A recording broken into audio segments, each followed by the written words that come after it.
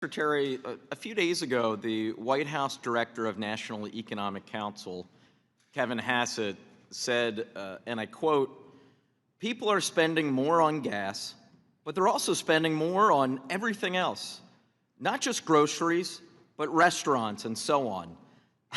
I think that's a sign you see when people are optimistic about the future. I was wondering if you agree with your White House colleague that people spending more on everything else is just a sign of great optimism. I think high discretionary spending is likely what Director Hassett meant. And you consider spending on groceries discretionary? Or gas discretionary? I didn't say gas. Did he say gas? Yes, that's correct. Right. I'll read the quote again. "People are spending more on gas, but they're also spending more on everything else, not just groceries, restaurants, and so on." That's optimism. So the everything else would be discretionary spending, Congressman. Well, it would be. Well, I'll tell you what. Reclaim my time. I can settle how the American people are feeling about this economy because I have the data on it right here from Fox News just the other week. On the president and this administration's handling of the economy, 71% of the American people disapprove, including 40% of Republicans.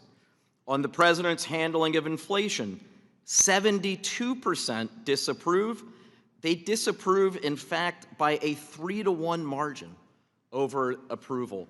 So, do you agree with the American people, or are they just wrong? The American people were torched under the Biden administration. Oh my God! I wish I had $1 for every time you or someone on the Republican side brought up Biden's name. If I did, I might have as much money as you have, Mr. Secretary. You would have lost 22% of your purchasing power because that's what happened. So the American people are wrong. The fact that by a 3-to-1 margin, they disapprove of this president and your performance on the economy. They're wrong. The Democratic House has 17% approval rating. No, I understand why you don't want to answer the question. So let me, I forgot to mention, reclaim my time, I forgot to mention, consumer sentiment is at an all-time low. So the numbers on the approval rating of this president on the economy are the lowest since the Great Recession. But in terms of consumer sentiment, which actually does measure whether or not people are optimistic about their future, the lowest in the history of a poll that dates back to 1952. Well, let's look at the underlying data. 2/3 of those are Democrats. The Democrats... Now, two-thirds of those polls, so Fox News, The Economist, all the polls are wrong. You're citing the University of Michigan, and there have been other surveys as well, but the Michigan survey.